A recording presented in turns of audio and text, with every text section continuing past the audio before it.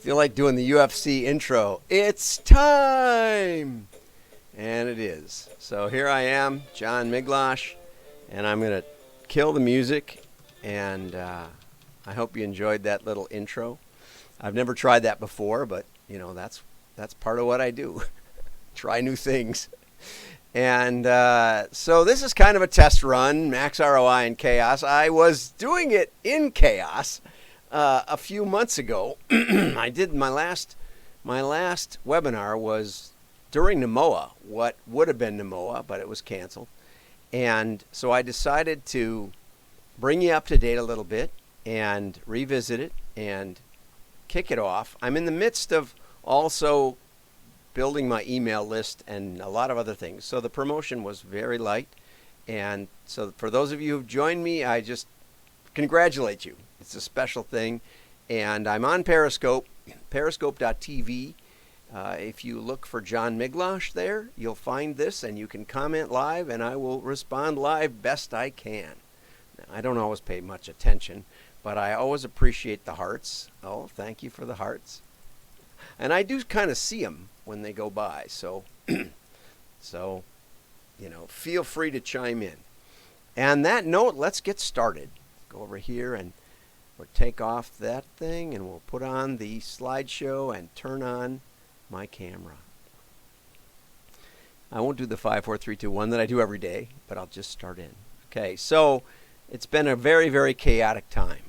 And one of the things that occurred to me, having been through the market crash of 87, the Asian market collapse of 97, 98, 99, someplace in there. And heck, I wasn't even aware of what was going on in 1973, 74, and 78.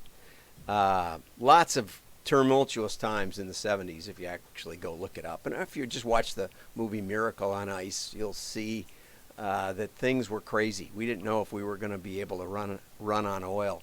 The state of Ohio shut down all the natural gas over the weekend, freezing all the little greenhouses out of business because they were so worried that we were going to run out of natural gas any minute.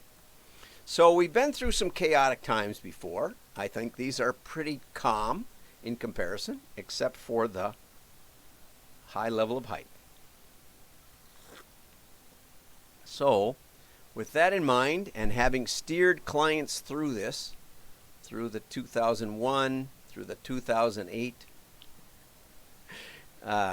really big. Well, these crashes, I guess, were bigger, but they weren't brought on by systematic economic failure. So let's dig in. First thing I want to cover or talk about is, what does the CEO want? And I come at it from that aspect because the CEO is really the one tasked for growth and operations and, the oversight of the whole thing. And too often we focus our marketing technology on what the marketers want. Sorry, I'd rather talk to your CEO. I'd rather go head to head with him. I've had side bets with most CEOs because they don't believe in geodemographics, or they don't believe in data, or they don't believe in modeling, or they don't believe in whatever it is I'm coming up with at the moment. I don't lose a lot of those bets, but that's the guy I want, because his whole compensation, his whole package, his whole everything revolves around return on investment. And so that's what he's looking for. He's looking for the return. What is the return? And how can he grow? And right now, sure, you can grow compared to March and April, but how do you grow compared to last year, year over year? And that's what we're looking for. We're looking for the kind of explosive growth where you're going to have other problems to worry about than growth, like keeping enough inventory and hiring enough people. And for that, we want some strategic insights. We want to know why it's going to work, and what do we do when it does, and where are we going to go? What are we going to start? What are we going to cut? That's the kind of thing that machine learning can really help with. I never believed it. I can't say I never believed it, but I remember the first time we did it with Cabela's, And, I just couldn't believe it would beat RFM. In fact, one of my advisors was Tim Mabey from Neiman Marcus, and I remember his first presentation at the DMA back in who knows when, 87 or something, and 85 maybe. And he said, he showed all this benefit of the modeling, and I raised my hand at the end and I said, compared to what? And he said, compared to random nth select. And I thought, well, anybody can do that. I can beat that with RFM. And was. But that said, we have 25 years of putting this stuff together, watching it work, improving it, making it happen, even in recessions. So let's go on. I'm trying to figure out which key to hit. Yeah, we deliver growth and profit, consistently growth and profit. Last spring, about this time, almost exactly this time, Eric Nordstrom was on the stockholders call, and he says results were hurt by stopping its use of direct mail. They decided they could go all in digital. And instead of mailing their little coupons to their members, they just decided that they would send them emails. And results tanked. Now I don't know if they went all in back again, but that's one of the consequences. Jay Jill, at the same time almost, said, we plan some shift from direct mail to alternative media options, primarily digital. In hindsight, we moved too much too soon. President and CEO. I have thought about these things for decades, literally. I spent about 3 months trying to figure out why my machine learning consistently works and others can't figure it out. We'll talk about that in a few minutes. But one of the aspects of it is mail. How crazy is that? What the CEO fears? The CEO fears the fast-changing marketing.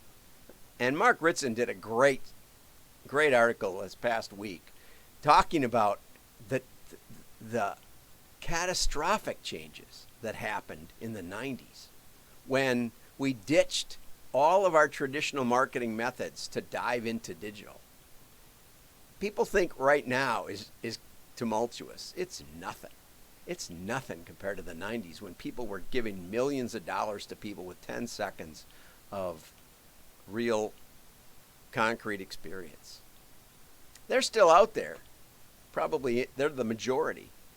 But now we've got some hindsight, 2020, and we can see that the fundamentals still apply, even to Amazon. They're worried that their businesses are becoming obsolete. With changing business models, all of a sudden retail, boom, shut down. How do you counter that? And they're also worried about hiring the best people. I work especially with catalogers, and they're always talking about, they're in the middle of nowhere often because it's nice to live in the middle of nowhere. That's getting a lot better play these days. Yeah, you love your skyscraper condo, but you may be locked into it for a couple of months. There's something beautiful about the wide open spaces. But how do you hire the best people? So there's two paths to the future. And I've been fighting this literally since 1995. All in digital. We're going to get rid of all other media. It's funny because Google, for the first time in 12 years, has their ad revenue decline. Thanks for the heart. I saw it go by there. Get some more in there. Or you can just keep mailing and pray. Do what you've always done. I don't recommend either of them. That's mostly what I see. I see catalogers still using technology that was pioneered in the 60s. We'll talk about that a little bit. But first, let's go to the digital challenges, right? This is from 2017, but it was 350 top U.S. marketers at for-profit companies, Walmart, Walgreens, etc. 45% say they're unable to show the impact of social media. 40% have a qualitative but not quantitative sense for the impact of social media. There's some real big reasons for that. You take your ad, you throw it out there. Somebody maybe sees it, maybe doesn't remember, maybe buys.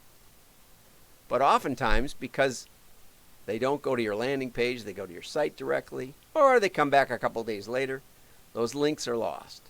And now cookies are going obsolete, which is the old school way to track that. Very difficult tracking. This was even funnier. This was in the Content Marketing Institute 2017 survey. Only 0.3%, 30%, somehow the percentage got knocked out of there, measured the sales impact of content marketing. But 57% said they believed that it had impact, positive impact. This is the kind of stuff we're facing. Not only that, but digital ad fraud.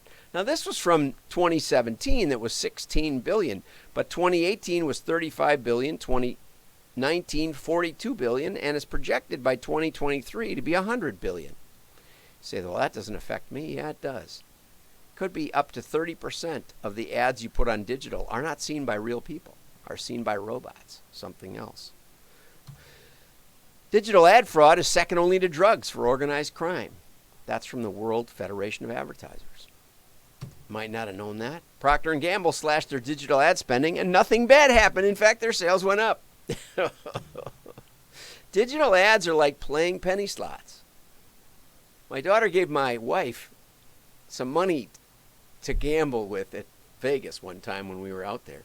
And my wife said, well, I'm going to take it and put it in the penny slots. It was like $1. And then I get 100 plays, at least, probably more. I said, okay, if you want to lose it all, that's the best way. Do you want to win? She said, what do you mean? I said, well, the more you pull the handle, the less likely luck can play a factor. I said, if it were me, I would take that $1 and I would put it in the dollar machine. One pull for $1. And get one with an arm on it. Don't get the button. It's no fun. Give it a pull. If you lose it, you lose it. But you have a chance that you might win. She put it in, paid 10 to 1. She won $9. Was she happy? But there's a lesson to be learned there. With low engagement, low risk, you don't know what's going on. You're playing with the rest of the crowd. So people say, well, yes, but we can use artificial intelligence to hone our digital. We can really make it work. We can make that artificial intelligence work. But Gartner in 2019 said 87% of AI projects fail. And I'm guessing that most of them were in marketing, because most of the goals for AI, besides self-driving cars, are help us understand our customers, help us guess who will buy next, those kinds of things. Okay? Now, one of the hardest things about AI is it doesn't deal with novel situations. And today is not like a year ago. So how are you modeling that? Normally, we go back a year. But in these times, we take into account just the last month or two. We can change our modeling strategies. That's what we did in 2008 and 2009. That's how we saved Musician's Friend, kept them mailing the same quantities, plowed right through that. Beautiful. Wonderful. We'll talk about some of the test results for that, because they were all in on the digital. They had venture money from Dubai, I think, and they were owned by a retailer. So everybody wanted to stop the catalog. We kept it going. We helped them. Okay. One of the reasons, this is one of the ones that few people think about.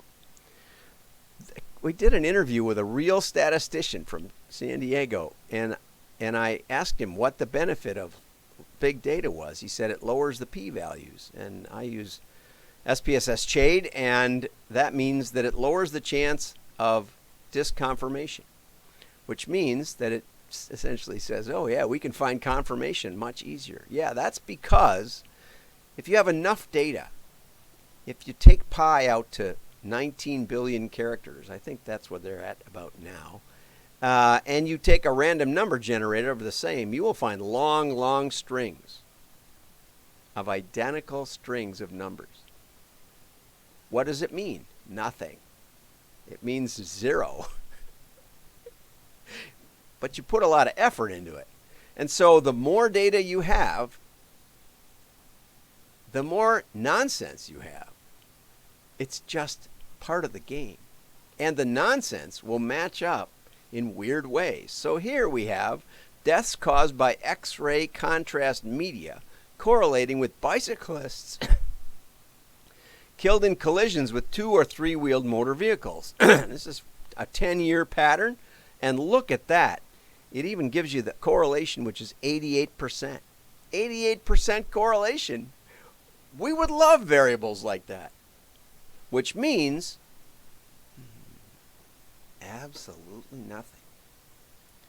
So we listened to those claims. We piled up click data. We piled up individual household data. Very difficult to make those work. Make them predictive in the real world. And we found little or nothing. You have to change your methodology. You have to think outside the box. It's not just the amount of data you have, and it's not just the automation of the correlation. Gartner says, as time goes by without ROI on those AI projects, it could be a poem, the risk increases because the spending increases. But as they get nearer to completion, because they're driven by big data, the confusion increases. I would say there's something to that.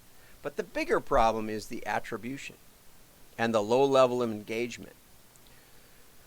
How many times have you been asked by a marketer, why did you buy? Not very often. The reason is you don't know. I don't know. You know, I just bought some little cable keychains. I got off my motorcycle and the keychain twisted in a funny way. So I thought, oh, I could buy that. If you had asked me that yesterday, what are you going to buy today? Wouldn't have thought of it. It hadn't twisted. If you ask me what I'll buy next, don't know. If you ask me why, it just occurs to me. Ideas pop into my head. And you can say, well, that's because we plant them with digital advertising. Okay. That's fine. Might be true. But you can't track it. Because if you ask your customers, they won't know. So you track them. And you put cookies on big sites like CNN or ESPN. And you say, gee, look at all the customers that bought from us and also went to ESPN. That proves our ads on ESPN have causal impact. Okay, try stopping them. See if your sales go down. See if there's any effect whatsoever. Procter & Gamble tried that.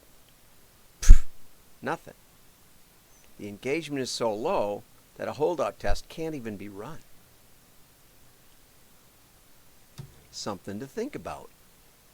So machine learning has challenges. The computer sees patterns, spurious correlations. Bigger data is not necessarily better. Literally, it's garbage in. And even if it's there and there's reality to it, the more you put in, the more silly you'll get out. And you're not hearing this from the rest of the marketing community. They just keep going all in. And they say that their AI is going to sort it out. And it won't. It will not. We're going to explain that in a second. So, what's required? A labeled data set is required. And remember, the consumers can't help you because they don't even know. They don't know which ad triggered their purchase. So you've disconnected from humanity and you're lost. Remember when Watson decided to play Jeopardy? They had 127,000 clues. They had years of history of Jeopardy. That's how they taught Jeopardy to play. I mean, how they taught Watson to play Jeopardy. They taught Watson by letting it have at it. Give it a question, seeing how it did, a question from history. Then they built algorithms so that they could take a variety of questions. Then they threw all the questions at Watson. 127,000, and they knew the right answer. And they watched to see what percentage Watson got right, because they already knew the answer. Self-driving cars. Have you seen those CAPTCHA screens? Select all the squares with traffic lights. And here's some traffic lights, and they actually have lights on them, right?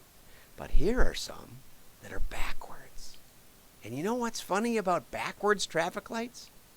You see them first. A human knows, even though that doesn't look much at all like this. This has lights on it. This has no lights.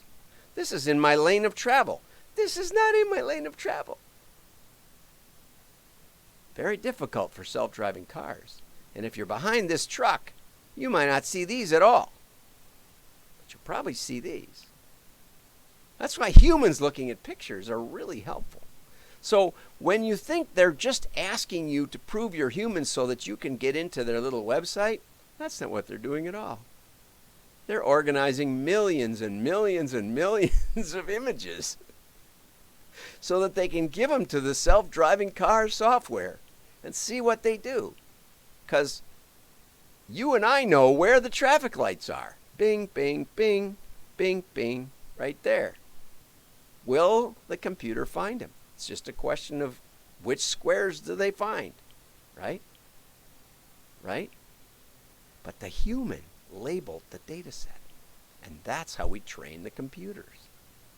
That's an essential, absolutely required part. You know, and I hear people say, oh yeah, but we can have one computer generate the labeled data set and the other one interact with it. Yeah, if it's trained. You got to start somewhere. You got to have a starting point where you know the right answer. And a human delivers that. But digital, because of the low engagement, does not deliver it. And now we come to direct mail. What a crazy world we live in.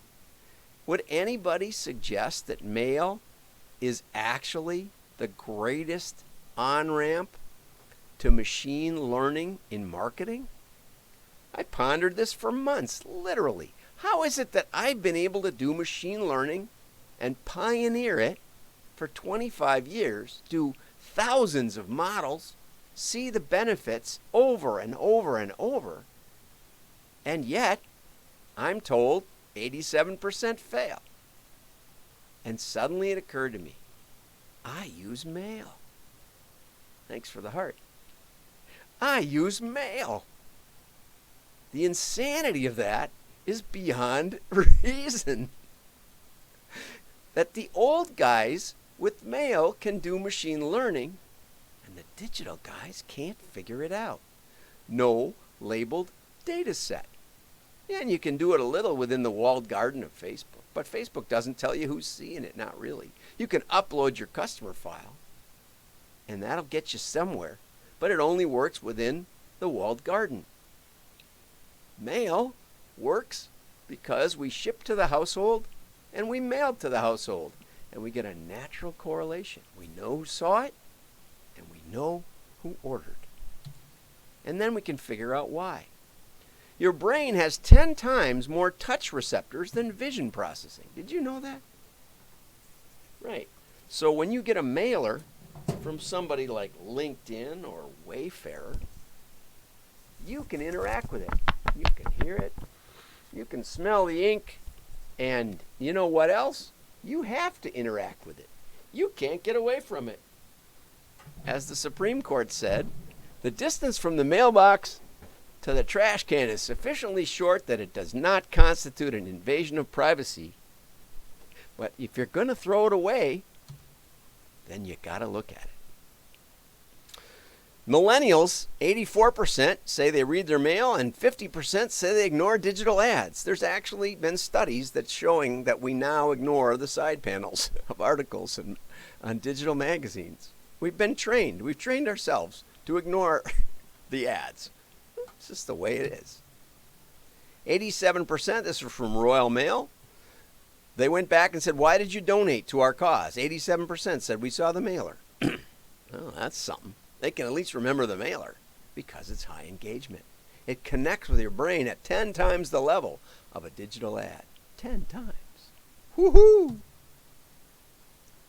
So, in machine learning, mail is the best labeled data set.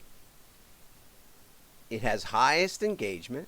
It has the best attribution and tracking. We mail to the house and we ship to the house.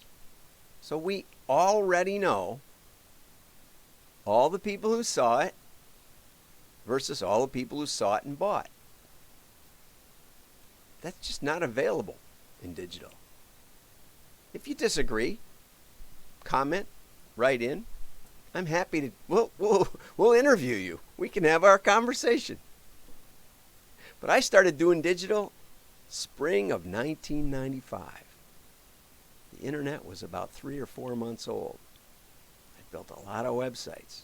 I've done a lot of digital. So it ought to be fun. I welcome it. In the 80s, only 50% of households did remote buying. Now it's nearly 100%, especially after the shutdown. The mailbox is less full. In the 80s, that was one of the few things we could really do to impact your household. You know, TV, but that's less trackable. Newspaper is almost completely untrackable. We don't know who saw it. We don't know who opened it. We don't know if anybody was sitting in front of that TV, even if the show got lots of views. I'm not saying there is no impact. I'm not saying it's not measurable. But we don't have that labeled data set. And readership of mail is up. It's actually the golden age of mail. And here's an interesting graph that you may not completely agree with, but I went and interviewed my friends who use Google Ads, and the average Google click costs you about $5. Many of my friends said more like 10. This was based on an Adweek study of a local florist and what it would cost them to get, flower delivery, something at that level. Okay, mail, we'll say $1. And at volume, you can do a wonderful, beautiful, probably an 80-page catalog for $1, if you're going to mail 500,000 or something. I don't really have a bounce rate for mail. I mean, some don't get delivered. Some get duplicated. Some get thrown in the trash without thought. And that's probably true. But Google says their average bounce rate is 50%. Do you know what bounce rate means? Bounce rate means they come to your site and they don't click one link. Not one link. That's pretty low engagement. They just go on. Now you say, oh, well, we built snazzy landing pages. Well, then it's 80% because they realize you're just trying to sell them something. Wonderful. So what that means is if half the people leave, then it automatically doubles basically the cost of that click. And if 80% leave, it makes it a $25 per engaged potential customer. And then if we look at the actual response rates, they're not that different. You're still going to get 2 to 5%. Okay? So it's going to cost you in Google, it'll cost you $150 per customer. Depends on your product, depends on a lot of things. In mail, almost no matter what you do, people at least see it. And then you say, well, we get a 2% response or we get a 5% response. It's not that different. But the cost of engagement is actually dramatically lower. Criticize my numbers? I don't mind. I put this graph up over in front of hundreds and hundreds of people. Okay, let's talk case studies. Here we go. Home stretch. Musician's friend.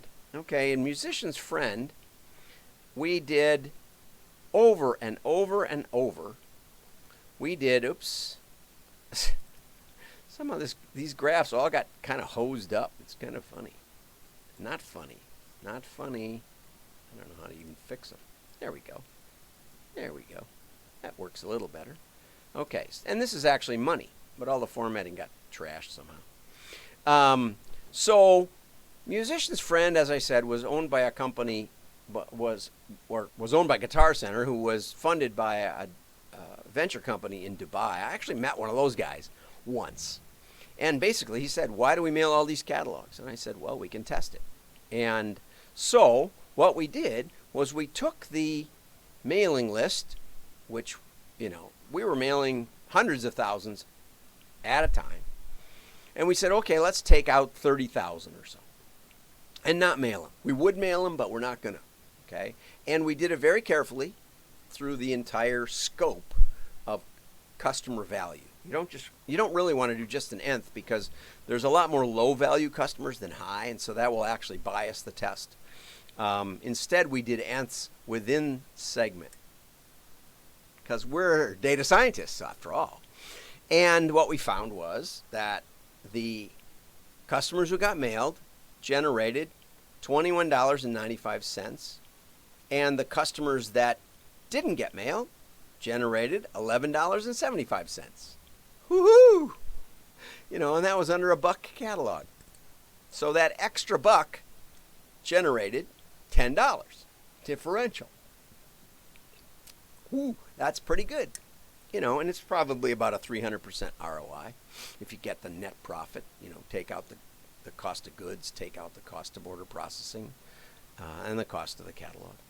Anyway, we did a 3-month test. So we took 10,000 and didn't mail those for a month, and then came back a little later, checked out how they did. And we did one, we hold them out for 3 months. And look at that, $22 differential. So the $3 that we might have spent on the catalog had a huge impact. They kept mailing, in spite of Dubai, and in spite of the Guitar Center, who thought every sale of a guitar over the internet was somehow robbery of their stores. Yeah, I bet they don't think that today.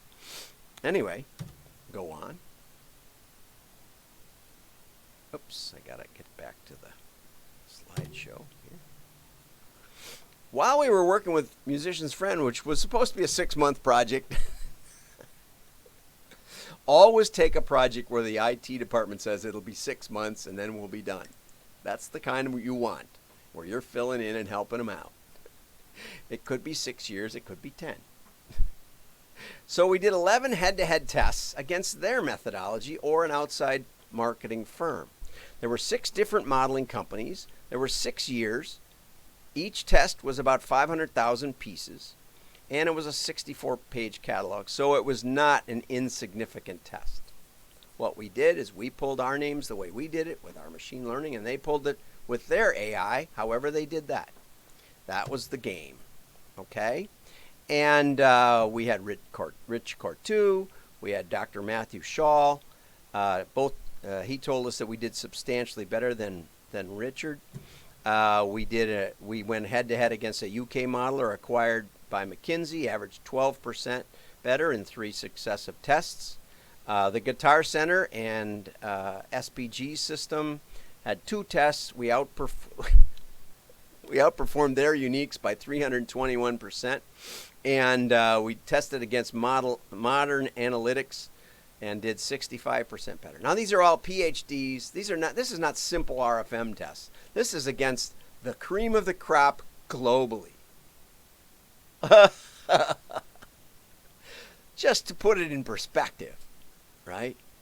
Now, they don't have graduate work in philosophy, epistemology, and philosophy of science. They took statistics, which kind of handicaps you. That said, here's a letter from Travis Seaton, my friend at Cognitive Data. He called me up one day and he said, "Did you know that they accused you of cheating?" I said, "No. Cheating on what?" He said, "They've been testing you. They've been testing you year after year against all the best modeling companies they could find." I said, "Really?"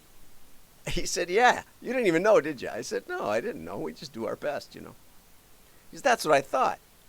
It's hard to test. It's hard to cheat on a test you didn't know about. It is hard." And how would you cheat anyway? We pull our names, they pull their names. There's nothing to cheat. They send it to an outside place to analyze the results. He said, "I know. But I just thought I'd tell you." And so he sent me this letter about the 321% win. Our worst names were better than the best names that we ignored, that they had said, "Oh, these are really good. Put these in. Don't listen to those guys." Now, they eliminated us with it. They eliminated us with a back test, with a vendor who did a back test a year later. And they said, well, they did just as well.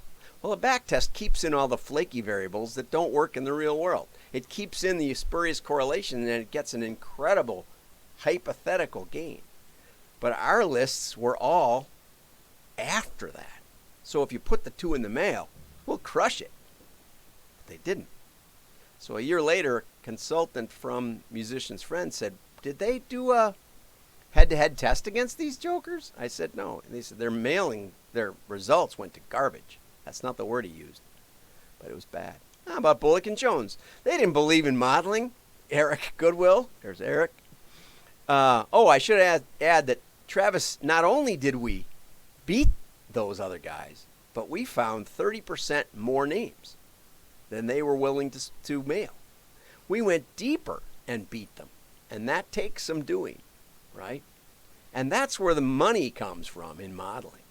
The money comes from either not mailing the very newest names that aren't that good, or mailing the 3-4-year-old people trying to guess who is worth a bet. Because if you mailed them all, you'd get some business. But you'd lose money because mostly they're dead. But it's hard to tell who's dead and who isn't. Okay, so Bullock and Jones, they tested us for 18 months. They kept tweaking their RFM every time we taught them something. Wasn't really fair. So we were at a DMA after a while, after about 2 years. And Eric said, hey, come on, let's go out to dinner. So we went to some snazzy place in New York City. I can't even imagine what that cost. And at the end, he grabs the bill. I said, Eric, I'm the vendor. You're not supposed to pay for dinner.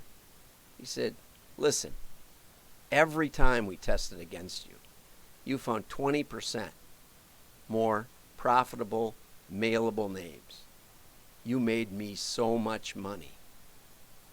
And then he sold to Saks Fifth Avenue, I think, who, with their data science team, dramatically grew it from 21 million down to about 7 in 3 years. Right. Okay. No sense listening to us, who kept growing it and growing it and growing it. Why does it work? Well, here's a simple answer. You got this bathtub model. This is your customer file, and there's a little guy up here. I think I turned him white on the next slide. Yeah, there, I turned him white. And to grow your company, you mail, you buy ads, you do something. You generate new customers. SEO, clicks, Amazon, anything you want.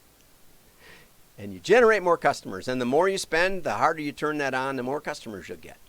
And hopefully you have some brain on how that works. But whatever, you do a lot of things and you get a lot of customers. And they fill up in your bathtub, okay? And we shake the bathtub a little and level all the heads, and we get this sort of hypothetical line saying this is how many customers we have, right? Okay? Makes sense? Shake it so their heads don't stick up. And over time, you get more of them. And over time, some of them go down the drain. Unfortunately, they don't tell you when they go down the drain. Like, I took a hiatus from Land's End because I was in an affiliate network and I could buy from not Bullock and Jones, but who cares? Some other menswear company. And so for 10 years, I didn't buy from Land's End. And then I thought, their turtlenecks are better. There's a lot of stuff that's better. I'm going to go back to Land's End. I logged in. My login was still good. Here I was back again. They thought I was dead. I'm sure they did. They stopped mailing me, but I placed an order. It wasn't even hard. They kept me in mind. They remembered my password and all that. You don't know who's dead because your customers don't know who's dead. They don't know whether they're coming back or not. The whole lifetime value thing, it's for term life insurance. Martin Bear invented it. It's a great idea for that because there is downstream revenue. You don't just take the first premium payment to offset your marketing costs. The more efficient, the more they stay in the bathtub, the more you can afford to spend. That's the part that gets lost. So this is your number one resource if you can figure it out. The problem is you can't. You can't because they don't tell you when they're dead, when they're never coming back. And at least 60% of your file will buy once and never come back. And you can market that all day long, and it won't matter. You still will only get about 60%. You'll get about 40% that'll buy again, and about 10-20% that'll buy repeatedly through time. And these flows are normal. John Worth taught me all this. So, what do we do? Oh yeah, you can go buy data. I saw all the new data buying companies. Everybody will sell you data. But you know what? These customers come with data. They're also a labeled data set if you mail them. And we know what they bought. We know what season they bought it. We know how much they spent. And we know the kind of neighborhood they live in. We add about 250 geodemographic variables. There's a lot we can learn about the customers. But instead, most of us focus all our energy up here. But what's funny is, if we can keep some of these customers and convince them not to go down the drain, send them something that really hits their hot button because we figure it out a little bit, the more valuable a customer becomes per capita, the more we can expend to get them. Everybody wants to increase the efficiency of their acquisition, but nobody wants to take the time to figure out who is really valuable. And the more precise you can be, the more efficient you can be in acquisition. So this drives everything. And I've been saying this for 25, 30, 40 years. And people still don't get it, so I hope you do. Here's another case study. It's a retailer. Beautiful furniture and stores, and they'd grown mainly by opening new stores, mainly. Okay, and a beautiful website and all that. And so we started with them in 2014, and they had decent growth. Okay, but look at this. Kaboom. What happened? What happened? And this is public information. They're a public company now. Okay.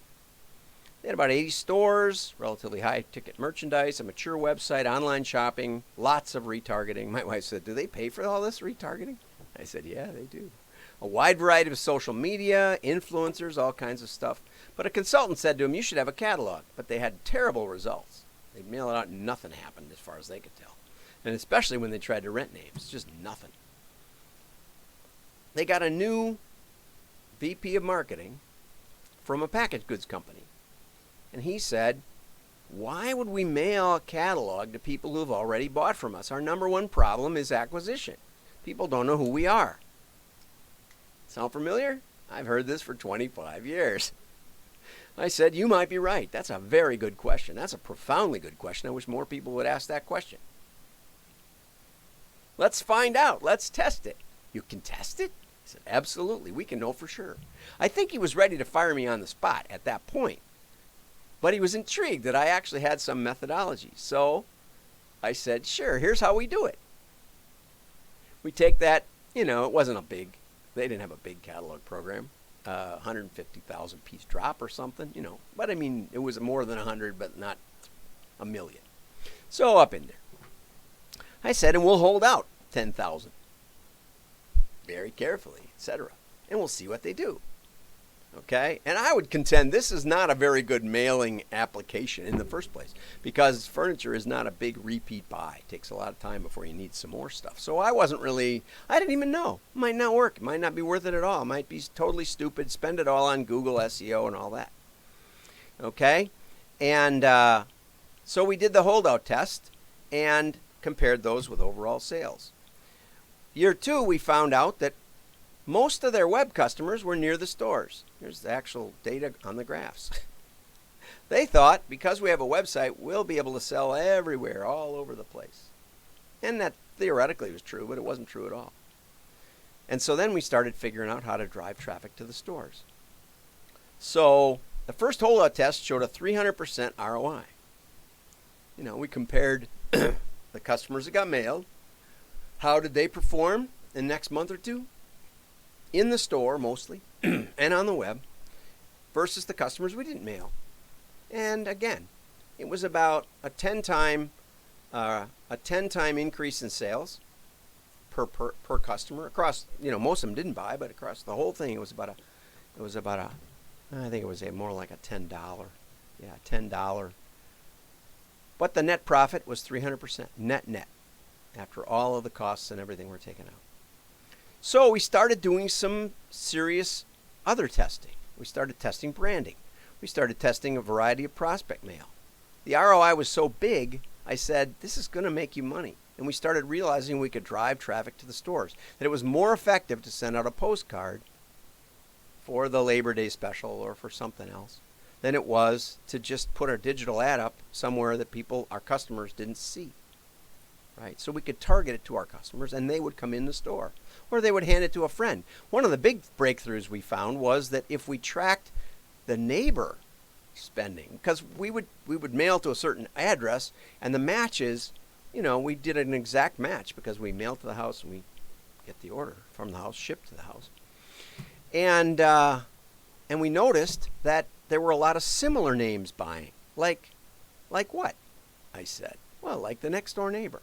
Looks like, apartment 123 and apartment we mailed and apartment 124 response. Should we count those? So I asked Patrick and he said, sure, let's look at it both ways. Well, it turned out now to be a 900% ROI. I said, with that kind of money, we can prospect. So we figured it out. We tested A-B splits. We tested this offer and this offer. We tested their major branding offers. Things like, always looks good or fits anywhere. We can make it fit up the stairs no matter what because it kind of disassembled into that sort of thing. And one of them was dramatically better. Okay? So then LS Direct convinced him to try retargeting with mail. And that was a big breakthrough, especially since we now knew what to say. And then they said, since they're buying in the stores and the stores are in major markets, we could do TV. And that all worked, I would say. I don't really know.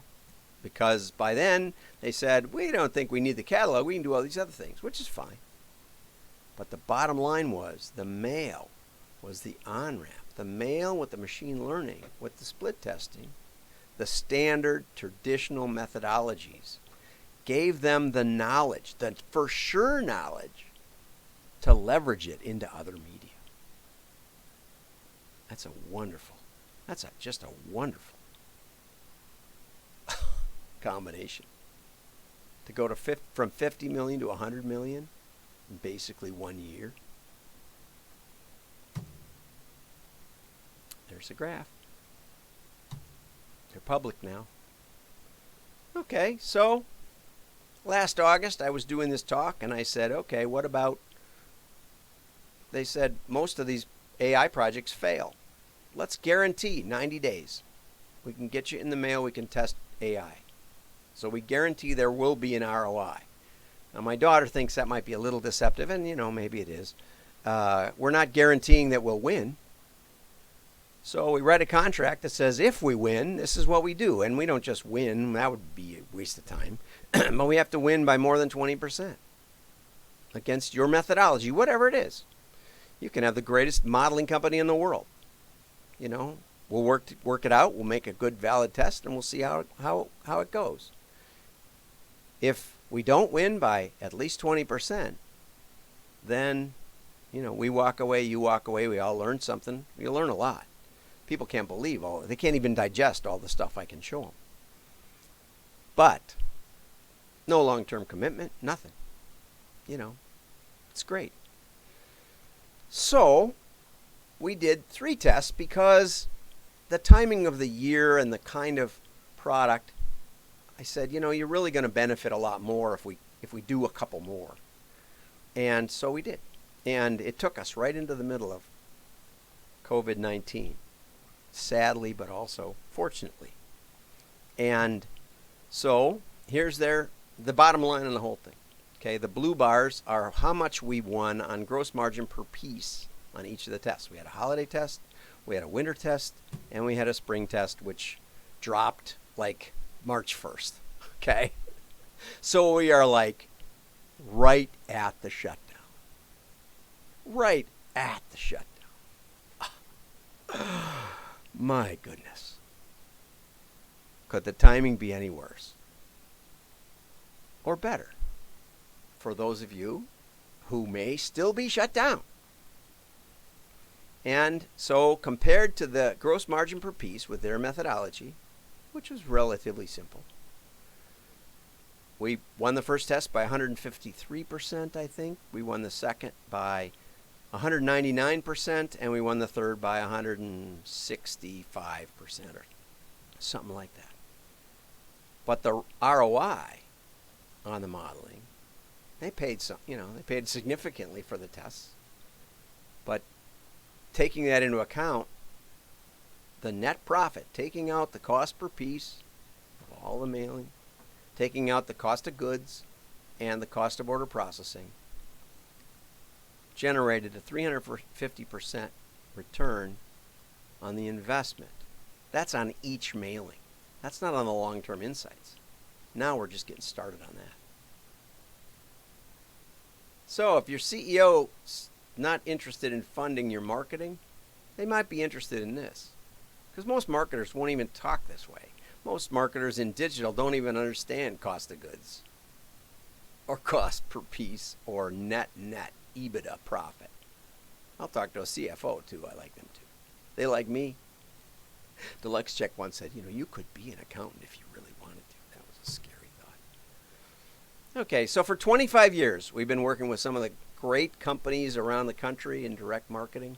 Cabela's told me that the first time they used our system, and this was the first time we really used our system. I called Tim Mabey, the guy from Neiman Marcus, remember?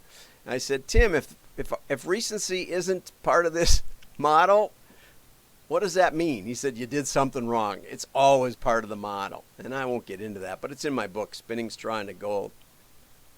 They said, you made us $2.4 million over our projection. $2.4 million in one drop. Dick Cabela gave me a bow. He said, pick any one you want. And I got a deer with it the first day I was out. Believe it or not, I got my first deer with my first new bow from Dick Cabela personally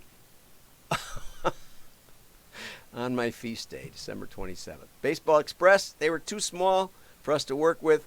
We were doing it on the side while we were doing Adobe, and I didn't even know it. And my friend was president. He said, couldn't you do something for us? I said, yeah, okay, well, I'll see what we can do. So the guys just did it. I didn't even know. I get a call, a couple of months go by, I get a call, what did you do? I said, what? He said, we've never seen responses like that. We got like 3 times higher response rate from your segments than ours. Okay, yeah, we're great. Anyway, we went on to grow them from 5 to 50 million in 10 years. Musician's Friend, I already talked about, 11 tests, 321%. 15 times in my career, I've seen explosive growth. Half those times, they sell a company and I get fired. Sometimes we get to hang around. Musician's Friend was a long run. Baseball Express was a long run. Sometimes they tell the new owner, you should keep this guy, he's good. Most of the time they don't, but it's all in my book. So how do we start? Well, first you have clear goals. We have a target ROI. What does a win look like? If we don't win, we're done. I mean, you can still keep going. You can say, well, we learned a lot. Maybe we keep going. That's possible. We just do win. That's the funny part. Okay? We generate a labeled data set. Now, if you've never been in the mail, I can't guarantee the 90-day ROI. You can't set it up in 90 days. You need to mail something, but I can help you with that too. I have lots of friends and partners, and we can make it happen. And we can make it happen within the 90 days. But we need to make it happen at least once to figure out what went on. And then we can do the actual formal test. Talk to me. We'll figure out something that's fair. It's a 20% win over your methodology now, or we're done. We have a proven process.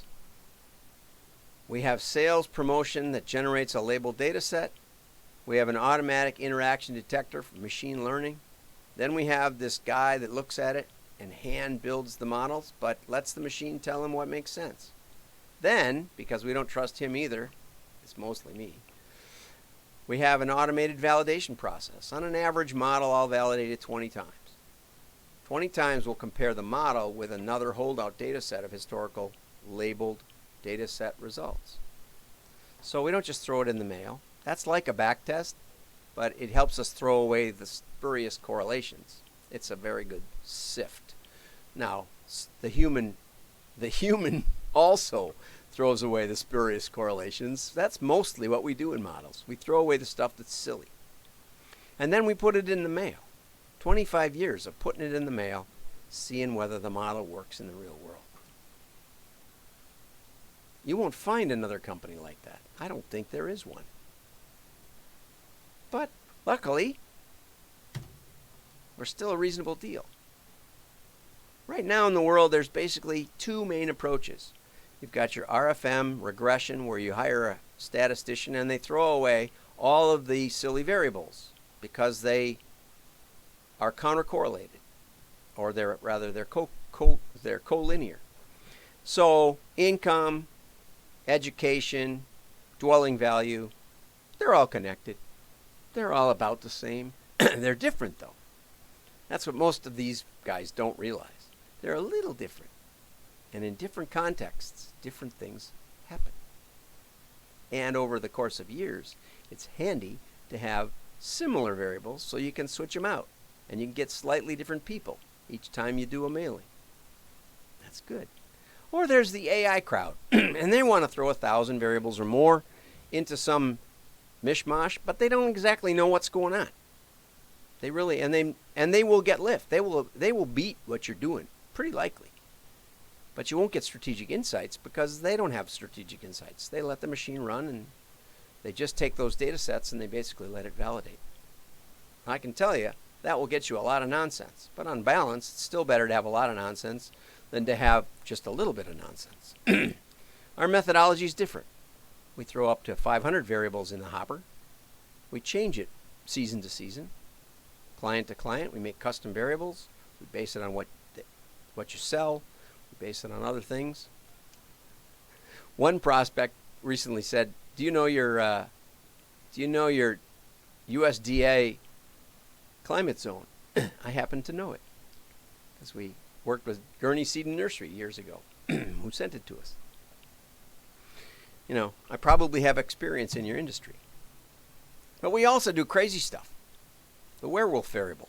I was looking for a variable that people would understand, but nobody would have built. And Travis, the guy I mentioned earlier, he goaded me into finally building it. We looked at, for Musician's Friend, we looked at who shops on the full moon. It's hard to build. You have to build a table. The moon, it's really odd. It's how odd it is. So we took up like a 48-hour period, which was like 1/15th of the month. With Musician's Friend, they had almost exactly the same number of sales across the full moon, but they had about half the customers, which means that the customers on the full moon were worth twice as much. Do you think that could drive some of your digital advertising? You bet. We never got that far because they listened to somebody who said we can do the same thing that MMI does. But we built unemployment variables right now, this spring. I can compare this spring's unemployment with last July's unemployment. Very different. Actually, it turned out last July's unemployment was a more powerful variable, probably because it's more stable. But you may not want to mail those areas, especially if you have high-ticket luxury items. You want to avoid the unemployment hotspots. We built hundreds of custom variables for clients. So it's a 3-month development. We spend 2 months building your custom database and 1 month building the predictive model. We do a head-to-head uniques test with your methodology. You pull names, we pull names. There'll be about 80% will be common, but about 10% you will pick that we don't want, and we will pick that you don't want. And we will beat you. And you will know what the value is. And you'll know why you pay what you pay for what we do. And then we go on. And then the real learning starts. And we guarantee that we can set up that test and make it work. We guarantee you'll know at the end what the value is. We can't guarantee that we'll win because you might be way smarter than we are. But we can learn together. We recommend you have 100,000 or so 0 to 12 month buyers. You have to use mail at the start. We're working on some digital options. I'm working on a patent for that. Takes about 3 months to get the results in, depending on how soon you mail and all the rest of it. We guarantee 20% better than their current method. And we do a 3-year contract because that's about how long it takes to really start to learn. I can't help it. It's the way it is. That's when we get the most money. That's when we find new divisions that double your company. That's what's happened in the past. In an Adobe division, we grew them from 25 million to 50 million annualized in 6 months. We took their circulation from 500,000 per drop to 1 million per drop, and we raised the revenue per piece by 75%. You know what that does to profitability? It means they sell the company, and I got fired. And somebody made a lot of money. Would you be interested in that kind of growth? Would you like to prove which part of your marketing is most effective? Would you like to know what offer ignites your customers, like Lovesac? All of that's doable with much more precision, much more certainty than digital or mass media. Direct marketing is all about testing, and it's becoming a very lost art. That, coupled with machine learning, can explode your company, even a company that's 20, 30, 40 years old. We've seen it happen. We've seen it happen over and over and over. You want to get through this recession? You want to ignite your growth? Have your CEO call. Have your CFO call. They get it. I'm John Miglosh. Thanks for tuning in. We'll be putting up the recording. I actually hit a recording on my own, which I don't usually do, but it seems to have worked. Thanks for joining me. Thanks for the hearts. Have a great day. Bye-bye.